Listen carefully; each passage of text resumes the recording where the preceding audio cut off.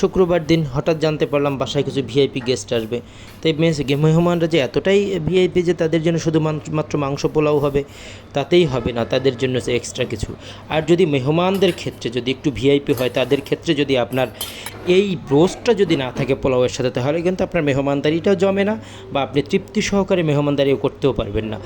তাহলে এই রোস্টের ক্ষেত্রে যে রোস্ট রান্না করাটা আসলে জানাটা জরুরি। তা এখন আমি সেই রোস্ট রান্না করার জন্য প্রায় 20 পিস রোস্ট রান্না করার জন্য আমি মশলা মিশিয়ে নিচ্ছি। প্রথমে আমি যেটা করি যে টক দইয়ের সাথে আমি রোস্টের মশলা, তারপরে আদা রসুন পেস্ট, তারপরে একটু জর্দার গুঁড়ো, জর্দার রং আর কি, কালার যেটা, তার জন্য তারপরে এর সাথে অন্যান্য রোস্টের যে মশলাগুলো রয়েছে, গরম মশলাগুলো রয়েছে, সবগুলো আমি একে একে মিশিয়ে নিলাম। এখন কড়াইতে দিয়ে দিলাম তেল। আসলে আমি একটু সরিষার তেল দিয়েছি হালকা করে, কারণ একটু বেশি সময় বলক উঠলো যখন তেলে, তখন দিয়ে দিলাম এর সাথে সয়াবিন তেল।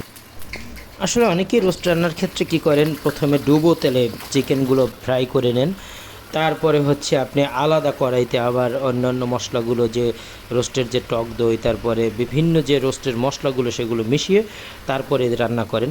কিন্তু আমার ক্ষেত্রে কিন্তু আমি সেটা করি না, কারণ এক্সট্রা সময় ব্যয় করা তো যাবেই না।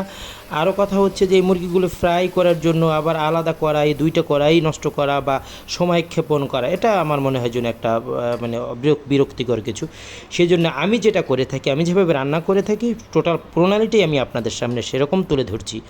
তা আমি কি করলাম, আমি প্রথমে ডুবো তেল নয়, আমি যতটুকু তেল দরকার আমি ততটুকু তেল দিয়ে আমি চিকেনগুলো একেবারেই ফ্রাই করে নিয়েছি। যখন একটু বাদামি কালার হয়ে আসছে, তখন কিন্তু আমি আমার মিশানো সেই রোস্টের মশলা যেটা দিয়েছিলাম টক দইয়ের সাথে, সেগুলো সব ঢেলে দিলাম। এখন এর মধ্যে একটু গরম মশলা আরেকটু দিয়ে দিচ্ছি, সাথে কিন্তু আমি পেঁয়াজ কুচিটাও দিয়ে দিয়েছি, কিন্তু আমি ক্যামেরাটা ওপেন করতে মনে ছিল না বিধায় সেটা আসেনি। ধীরে ধীরে দেখেন এই মশলাগুলো যখন শুকিয়ে আসছে, তখন হালকা একটু গুঁড়ো দুধ দিয়ে দিলাম। গুঁড়ো দুধ দিয়ে এটা আবার ভালো করে মিশিয়ে নিতে হবে, কারণ রোস্ট রান্নার ক্ষেত্রে কিন্তু গুঁড়ো দুধ এবং ঘি, এই দুইটা কিন্তু রোস্টের টেস্টটাকে খুব ভালোভাবে একেবারে মুখে লাগার মতো একটা টেস্ট নিয়ে আসে।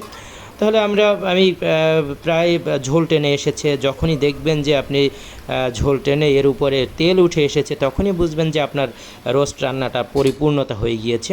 এখন যেহেতু আমার তেল উঠে এসেছে, আমি তার উপরে আরও বেশি করে কিছু গুঁড়ো দুধ দিয়ে দিলাম, কারণ এই গুঁড়ো দুধটাই হচ্ছে আপনার রোস্টের টেস্টটা বাড়িয়ে দেবে। এখন সেই গুঁড়ো দুধ দেওয়ার পরে আমার রোস্টটা রেডি হয়ে গেল, প্রপারলি রোস্ট তৈরি হয়ে গেল। এখন আমি এটাকে টেস্ট করি এবং আসলে দেখি এটা কেমন হলো, এতক্ষণ কষ্ট করে রান্না করা সেই রোস্টটা। না, আমি মুখে দিতেই আমার মনে হলো যেন এত পরিমাণে টেস্ট, মানে এত মজা লাগছে যে আপনি বিয়েবাড়ির রোস্ট যেরকম টেস্ট, সেরকমই টেস্ট পাচ্ছি আমি। এখন আপনারা ইচ্ছে করলে এরকম বাসায় বসে আপনাদের আমার এই প্রণালীটা দিয়ে দেখে আপনারা ঠিকঠাক পরিপূর্ণ একটা বিয়েবাড়ির রোস্ট, শাহী রোস্ট রান্না করতে পারবেন।